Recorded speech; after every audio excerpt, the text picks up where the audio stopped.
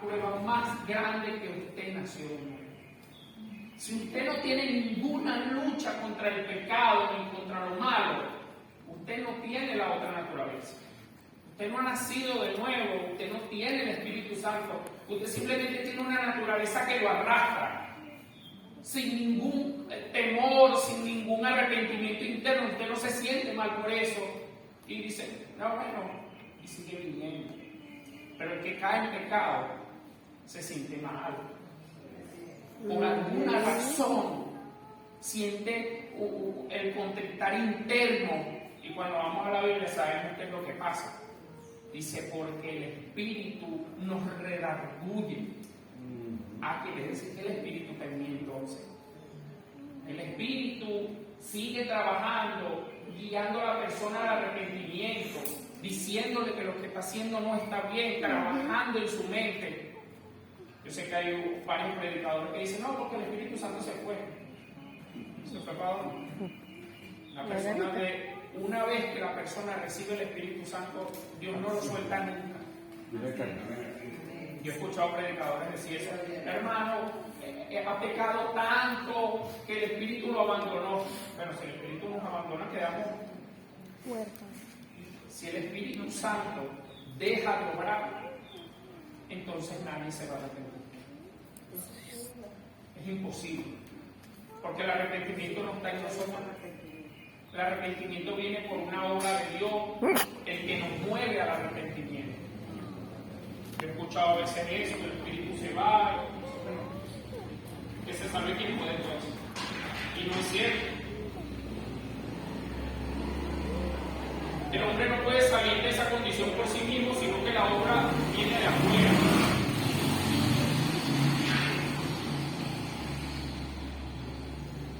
Vamos a ver qué es la regeneración en la Biblia. Según 2 Corintios 5:17.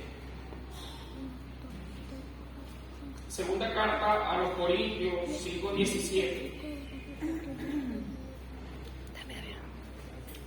La regeneración, dígame. De modo que si alguno está en Cristo, nueva criatura es.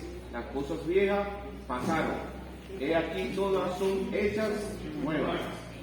Gloria a Dios. Según segunda carta a los Corintios, una persona que está en Cristo es una persona que nació de nuevo, que fue perdonado, que fue sellado por el Espíritu, según Efesios 1:13 y Efesios 4:30, para los que anotan. Dice, porque fuiste sellado con el Espíritu hasta el día de la redención. Usted lo sellan y pertenece a Dios. Todo eso pasa ese día. Hermano, repita usted. Efesios 1:13 y Efesios 4:30. Hasta el día de la redención pasan a ser adoptados. Porque antes no éramos hijos de Dios, ahora somos adoptados, somos recibidos por Dios. No es que yo recibo a Dios, porque Dios no te ha perdido. No, yo recibí a Dios en mi corazón. Tú fuiste recibido por Dios, porque tú eras el que estaba perdido y yo estaba perdido. Él salió, de hecho salió a buscarme. Esa sigue siendo la tónica de Dios, porque como el ser humano no quiere acercarse a Él, entonces sale a buscarlo. Desde el principio, cuando Adán, ¿dónde tú estás? Dios buscándolo. Y así se ha repetido. Y por eso en los evangelios dice, porque Jesús deja las 99 ovejas y Él va a buscar. Porque es que Él no quiere venir, Él sale a buscarlo. A través de los predicadores, a través del mensaje que trae la gente. Y Dios obra de una manera sobrenatural a través del Espíritu. Pero Dios sigue saliendo a buscar a la gente. Si a veces siendo cristianos no queremos venir, ¿cómo vamos a venir? ¿Cómo van a venir los que no saben? Tiene que Dios. Por eso en Romanos dice, ¿y cómo creerán si no hay quien les predique? Entonces Dios usa a las personas a través de la palabra y ahí trata con ellos. Jesús dijo en un pasaje en Juan, dijo, porque las palabras que yo les hablo son espíritu y son vida. Dios usa la predicación para atraer a las personas. entonces hay una nueva creación, hay una nueva criatura, hay una persona que está en Cristo. Aclaramos que estar en Cristo no es lo mismo que estar en una congregación sentado. Por eso en Romanos dice: ninguna condenación hay para los que están en Cristo Jesús. La condenación no existe para los que están en Cristo, pero estarán en Cristo todos los que asisten a la iglesia domingo tras domingo. No necesariamente. Esa es una pregunta. Bíblicamente, como dice la pastora, no.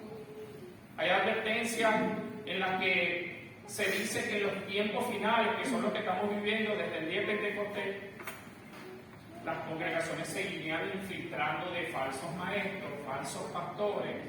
En unos pasajes más simbólicos los llaman las cabras. Hay ovejas, hay cabras, hay trigo, hay cizaña, todo eso está dentro. Entonces, bíblicamente, no todos los que asisten son cristianos. Pero si están dentro, Dios puede obrar sobrenaturalmente sobre ellos. Exactamente. La fe viene por el oír. Por eso la palabra debe ser bien trazada, explicada. El porcentaje es altísimo de gente que no lee la Biblia. Altísimo. Entonces los predicadores tienen que hacer el esfuerzo de explicar con un maestro desde el colegio. Esto es así, donadores. Cuando no entendió, sí, vamos otra vez. Porque la gente no lee. Si dejamos esa responsabilidad en la mano de la gente no lee. Porque hay una lucha. ¿Cuántos han tenido lucha para leer la palabra? ¿Cuántos tienen lucha para orar? Hay una lucha. Pero es precisamente esa lucha la que habla bien de usted. Quiere decir que el Espíritu vive en usted, que usted tiene dos naturalezas. Gloria a Dios. Y que tiene una lucha. Si usted no tuviera esa lucha, usted no tuviera la naturaleza nueva que Dios le dio. ¿Qué dice Gálatas 5 en el versículo 16? Dice: porque el fruto de la carne es contra la obra del Espíritu, y estos se oponen entre sí para que no hagamos lo que quisiese. Quiere decir, una persona que nació de nuevo, que es cristiano, tiene dos naturalezas y una lucha. Eso habla bien de nosotros. Cuando usted tenga esa lucha, muy bien, pero hay que pelear, hay que luchar.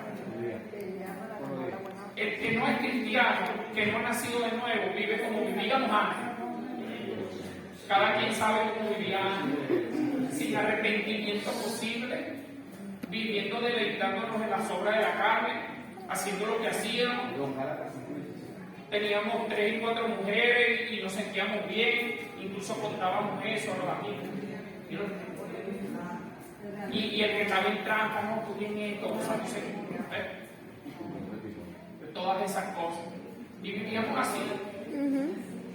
Como que si lo que hacíamos era una maravilla, se sentíamos un orgullo por lo demás. Ese testimonio sí lo contaba. Sí, esos testimonios en todos lados. No, si no saben que estoy trabajando vida. Y en la tarde estamos sacando una mercancía y después la metemos en tal lado. Había un gozo. Ay, soy el más malo. Sí, soy el más malo. Sí, soy el más avispado. Así vivía.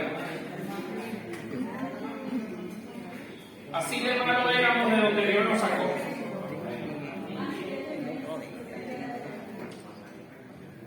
La resurrección. Efesios 2. Ese capítulo de Efesios 2, ¿verdad? Que a mí, ese capítulo marcó mi vida. Seguimos leyendo: en los cuales anduviste en otro tiempo según la corriente de este mundo, conforme al príncipe de la potestad del aire, el espíritu que ahora opera en los hijos de desobediencia, entre los cuales también todos nosotros vivimos en otro tiempo, en los deseos de nuestra carne. Vivíamos en la carne porque no había más nada, en otro tiempo, haciendo la voluntad de la carne y de los pensamientos, y éramos por naturaleza hijos de ira, lo mismo que los demás. O sea, una persona que no ha nacido de nuevo, que no ha sido aceptado por Dios como Padre, es hijo de ira. Yo le dije la semana pasada que aquí no hay términos medios. O hay hijos de Dios, o hay hijos del diablo. Pero no hay yo estoy en el medio, no sé si paso del Darién para acá o me devuelvo. No. O usted está de un lado. A mí me encanta una frase que dijo un predicador un día. Hay dos cosas. O usted está del lado de Dios peleando contra el pecado, o está del lado del pecado luchando contra Dios. Pero usted está en alguno de los dos lados. Y tenemos que autoexaminarlo. Pero no en términos medios, que yo a veces estoy aquí y a veces estoy allá, no. O usted está en alguno de los dos lados. Pero en el medio no hay nadie. Pero Dios, que es rico en misericordia por su gran amor con que nos amó, aún estando nosotros muertos en pecado, nos dio vida juntamente con Cristo. Por gracia sois salvos. Gracia es un favor inmerecido, un regalo que no se pide. Nadie puede reclamar la gracia de Dios ni la misericordia. Es como por ese soberbio, como que usted esté cumpliendo años y usted se diga, el que no traiga estos regalos no entra. La gente dice que no vamos a ir entonces, porque son un regalo y tú tienes con agrado de recibir lo que la persona te quiera dar. ¿Ves? Porque es un regalo a sí mismo. Dios dio la salvación por gracia, es un regalo y nadie puede exigir. ¿Qué vamos a exigir si estamos mal parados? Nosotros moralmente ninguno estamos en condición de estar exigiendo nada a Dios. ¿Qué Dios ha hecho? ¿Qué porque Dios no hace aquello? Cuidado, que no estamos en condición. Si tú estás en pecado, si estás manchado por el pecado aquí en esto, mira lo que estás haciendo, ¿qué estás tú reclamando? Tenemos que quedarnos callados y recibir lo que Dios nos está dando por misericordia y gracia. Aún estando nosotros muertos en pecado, nos dio vida con Cristo. Versículo 6, y juntamente con Él nos resucitó. Y así mismo nos hizo entrar a los lugares celestiales con Cristo. Nos resucitó. Claro, ¿cómo así? Si la resurrección no va a final. Cuando la gente, los muertos van a resucitar, y aquí está hablando simbólicamente. Está hablando de la vida espiritual. Estábamos muertos espiritualmente y fuimos resucitados a vida espiritual. Y Dios tiene que obrar para que a las personas nos comience a gustar la vida espiritual. Todo lo que tiene que ver con la vida espiritual, en un momento, cuando nos comienzan a gustar esas cosas, es porque Dios obró o está obrando. Pero nadie de un momento a otro dice, yo voy a meter evangelio. Yo voy a ir, no, ese es que alguien habló contigo, compañero de trabajo, escuchaste un predicador en la calle, se montó en el metro, y Dios obra a través del Espíritu. Unos lloran, los otros reciben la palabra, Dios les habla de alguna manera, pero el Espíritu comienza a obrar. Y las personas después le comienzan a buscar eso, y de repente en el carro con una música cristiana, no, me gusta esa canción de los compañeros de trabajo. Sí, ahora, sí, no, me parece bonito, me parece bonito. Dios está obrando. Dios ha comenzado un trabajo. Y si Dios comienza un trabajo, usted entra en la promesa, para mí como predicador, en la promesa más grande que hay en todo el Nuevo Testamento. Filipenses 1:6. Esa es mi apreciación personal. Y estoy persuadido del que comenzó la buena obra de nosotros, la terminará hasta el día de Jesús. Tal vez hemos pecado o hemos dejado algunas cosas, hemos perdido el primer amor, pero Dios prometió que lo que Él comenzó, amén, no está solo. ¿Qué más promesa más impresionante que esa? Él no va a dejar, ni va a dejarnos. A veces hemos sentido que a veces estamos solos. Dios mío, y no veo. Tranquilo. En medio de la prueba, el profesor, el maestro siempre está en silencio. Vamos a ver cómo reacciona, vamos a ver con esa actitud. Todo eso, pero está ahí. Y lo hemos evidenciado, muchos lo han evidenciado. Han pasado por el momento, la vida espiritual es así, es alta, es baja, no siempre es lineal. Si el profeta Elías viniendo de matar 450 profetas de Baal, después Dios le dijo, metió en la cueva asustado. Y dice, bueno, imagínate tú, así de imperfecto es el ser humano. Y eso lo único que evidencia es que no hay hombres grandes de Dios ni mujeres grandes de Dios. Lo que hay es hombres pecadores y mujeres pecadores en las manos de un Dios grande y todopoderoso.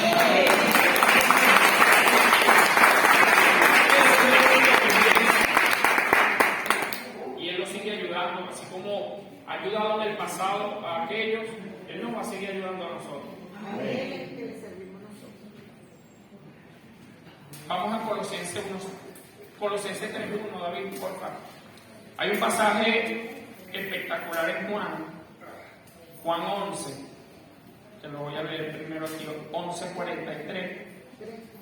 Un pasaje cuando Lázaro estaba muerto. ¿Colosenses qué? Lázaro murió. 3:1. Colosenses 3:1, ya la leímos después. El pasaje de Lázaro, él muere. Y mandan a llamar a Jesús y una de las mujeres que está ahí recrimina a Jesús, pero si tú fueras estado aquí, él no hubiera muerto. Pero ¿cómo así? Él va a resucitar. No, yo sé que él va a resucitar al final, pero después entonces murió. Yo no, mujer, tú no has entendido. Él va a resucitar. Y él allí cita en Juan 11:43. Y habiendo dicho esto, clamó a gran voz, Lázaro, ven fuera. Nosotros probablemente leemos ese versículo por encima, así se fue. Bueno, Jesús habló, se hizo lo que se iba a hacer. Pero esto tiene una profundidad. Así como Lázaro estaba muerto, estábamos muertos nosotros espiritualmente. Y es aquella voz la que Lázaro escucha para salir. Esa es la misma voz que cuando los predicadores hablan, escuchan también. ¿Ves? Y cuando están muertos espiritualmente, allí sucede un obrar del Espíritu primero. Si él tenía 4 días muerto y estaba casi descompuesto, ¿qué tuvo que pasar primero para que Lázaro escuchara? Resucitar. Él tuvo que primero ser regenerado ahí. De alguna manera, su cuerpo tuvo que integrarse nuevamente para después escuchar la voz de Dios. Eso es lo que termina pasando en nosotros. El Espíritu obra primero, trayéndonos a la vida, regenerando todo esto, para después escuchar la voz de Dios y decir, Jesús, yo te acepto. Sí, es verdad. En el muy fondo eso no está en nosotros. El obrar del Espíritu es primero. Es correcto. Así como en Ezequiel capítulo 37. Es un pasaje también simbólico que habla en el Antiguo Testamento del nuevo nacimiento. Huesos secos, vivirán, no vivirán, pero tú sabes, suelta la palabra, pues profeta, suéltala. Y cuando el profeta habla, el Espíritu obra y comienza a regenerar. Es el mismo orar. Y comienza la gente a recobrar vida. Por el obrar del Espíritu, ¿a través de qué? De la predicación de la palabra. Profeta, suelta la palabra. Predicador, habla que Dios haga lo que Dios quiera hacer. Pero es la palabra lo que Dios usa.